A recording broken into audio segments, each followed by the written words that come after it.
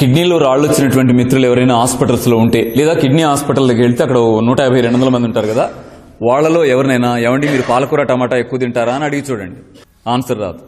పాలకూర టమాటా ఎక్కువ తింటానండి అందుకే కిడ్నీలో రాళ్ళు వచ్చినాయి అనేది మీకు నూటికి ఒకళ్ళు కూడా కనపడరు.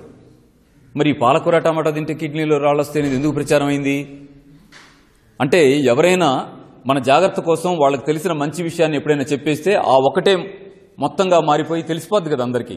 అలా పాలకూర టమాటాలో ఉండేటువంటి రసాయనిక పదార్థాలు ఈ కిడ్నీలో పెరిగిపోయిన ఆ రాయిలో ఉండే రసాయనిక పదార్థాలకు ఉన్న సారూప్యత రీత్యా ఒక మాటగా, ఇది 100 మాటలు మాట్లాడేసి ఒక మాటగా వచ్చింది ఏమిటంటే, ఆ పాలకూర టమాటాలు తినకుండా జాగ్రత్తగా ఉంటే మంచిది ఆ కిడ్నీలో రాళ్ళు వచ్చినాళ్ళు అని. అంటే అదేమైపోయిందంటే, ప్రతి ఊరికి బొప్పాయి తింటే వేడి చేస్తుందని ఎవరిని అడిగినా చెప్తారే, అలా పాలకూర టమాటా తింటే కిడ్నీలో రాళ్ళు వస్తాయట అలాగా మారింది. అసలు విషయం ఏంటంటే పాలకూరకు కానీ టమాటాకు కానీ కిడ్నీలో రాళ్ళు తెచ్చే లక్షణం లేదు.